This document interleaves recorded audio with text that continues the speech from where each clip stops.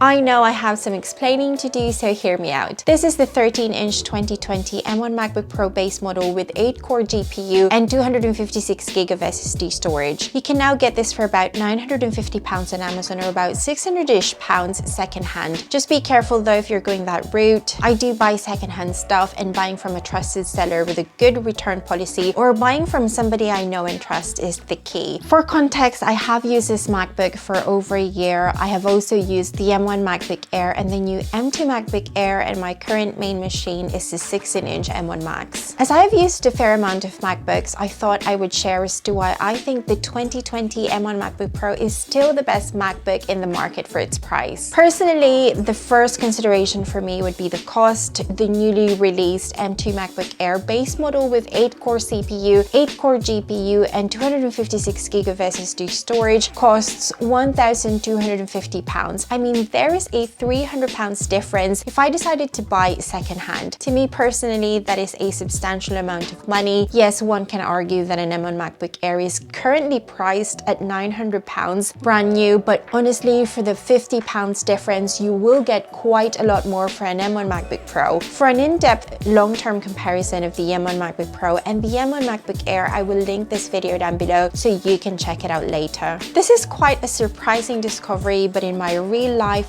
day-to-day usage, my 2-year-old M1 MacBook Pro's battery life actually lasts longer than the new M2 MacBook Air. On paper, Apple claims that the M2 MacBook Air's battery lasts for about 18 hours, Apple TV app, movie playback, or up to 15 hours wireless web versus up to 17 hours of wireless web or 20 hours Apple TV app movie playback. This means on paper, the M1 MacBook Pro's battery life should be slightly better. However, as mentioned, this M1 MacBook Pro is 2 years old, and naturally the battery degrades over time. My typical usage means editing 4K videos in Final Cut Pro with a bit of Safari and other lighter applications on the side. The M1 MacBook Pro lasts me about 4 to 6 hours, whilst the M2 MacBook Air lasts me about 3 to 4 hours. Another key difference why the M1 MacBook Pro is still the best MacBook Pro for its price is the fan. Again, price and specs wise, it is comparable to the new M2 MacBook Air. One of the key differences that these machines have is a fan.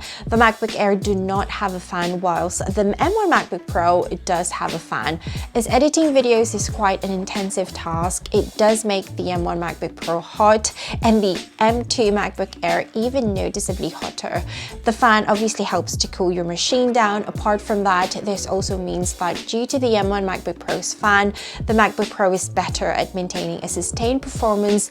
I've asked software engineers perspective who have also used both the M2 MacBook Air coming from an M1 MacBook Pro, and he said that for the apps that he uses his MacBook for, the M2 MacBook Air does get noticeably hot, and battery life wise, the M1 MacBook Pro lasts longer for him too. The M1 MacBook Pro is such an incredible machine, and since it is a 2-year-old model, you can now get it at a much cheaper price. It's got an incredible display, impressive processor, speakers and microphones are all decent. Of course, if budget is not an issue for you, then you have tons of other MacBooks to choose from depending on your needs.